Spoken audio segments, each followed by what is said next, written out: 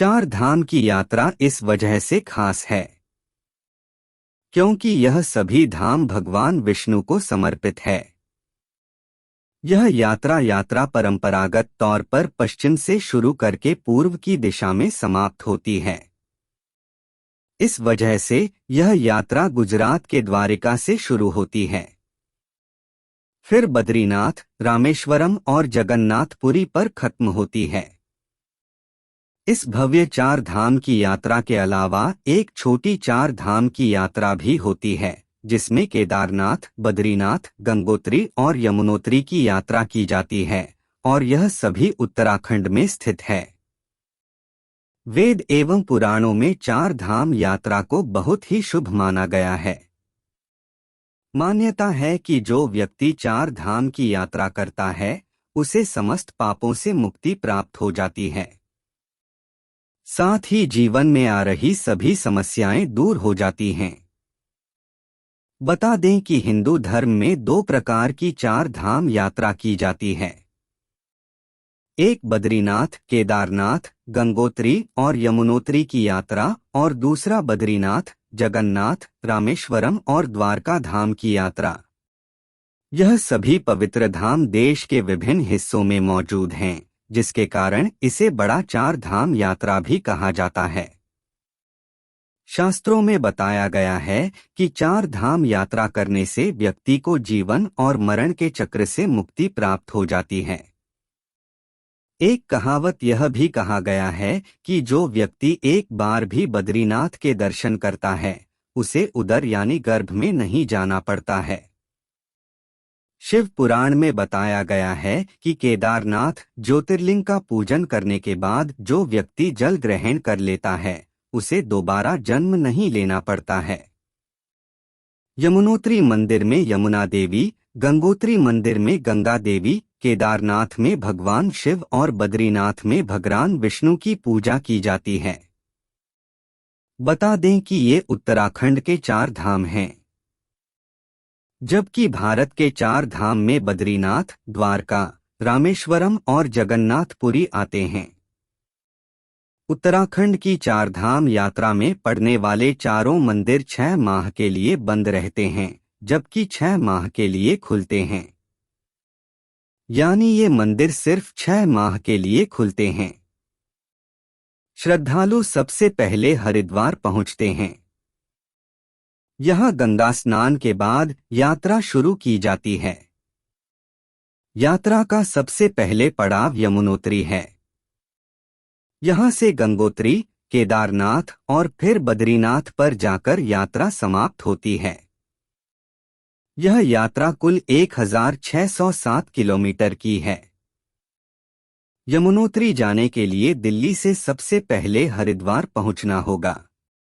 इसके बाद ऋषिकेश, चंबा, स्याना चट्टी और हनुमान चट्टी के रास्ते कर यमुनोत्री मंदिर तक पहुंचेंगे।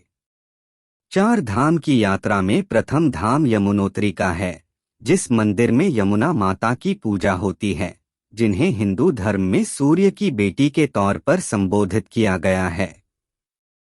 हिंदू धर्म में यमुनोत्री को प्रथम धाम इसलिए कहा गया है क्योंकि यमुना यम की बहन है। अगर आप यमुना में स्नान करके इस मंदिर में पूजा करते हैं तो यमराज का प्रकोप कम हो जाता है। इस वजह से सभी धाम में सबसे पहले यमुनोत्री जाने को कहा गया है। पारंपरिक कथाओं के अलावा यह मंदिर गर्म फुहारों से घिरा हुआ है, जिस वजह से उस ठंडे पहाड़ पर भी आपको गर्म कुंड मिल जाता है, जहां स्नान करने में अलग आनंद आता है।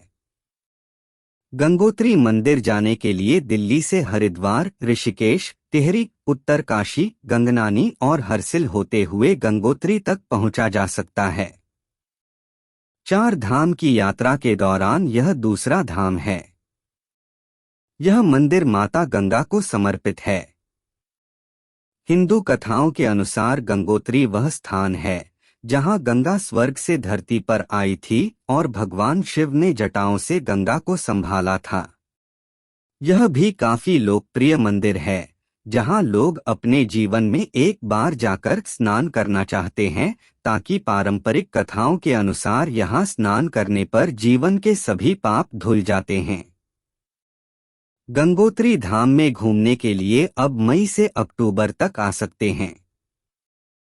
उसके अलावा इस मंदिर को अधिक ठंड होने की वजह से बंद रखा जाता है। यहाँ पर गंगोत्री धाम के आसपास आपको जलमग्न शिव, गोमुख, भागीरथी शिला और सूर्य कुंड जैसी जगह देखने को मिलेंगी।